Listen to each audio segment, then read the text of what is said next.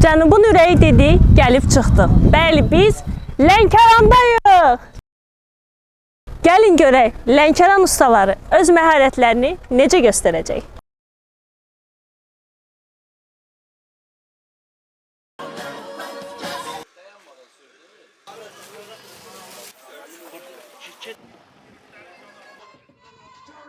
Təqdim olunacaq və təbii ki, bildirək və mən Konuşmada uğurlar arzulayıram hər bir özəkçilərə. Alqışlar. uyğun tikmək lazımdır. Boşa qoyuruq, boşda. Baxın, əlcəkləri geyinin. Saatı görə bilərsiniz. Hər şəkildə yığın. Bol uğurlar arzu edirəm.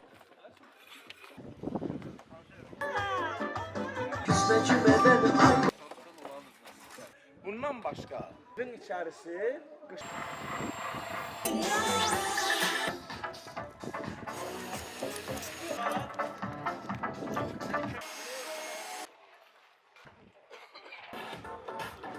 İslam bana.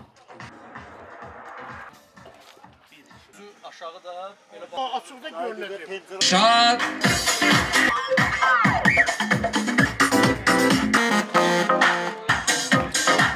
ama 1, 2, 3 kadar bu değil.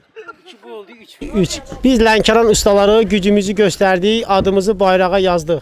Meydan oxuyuruq Xəzərin sahilindəki. Gənclik və Sənaye şəhərinə.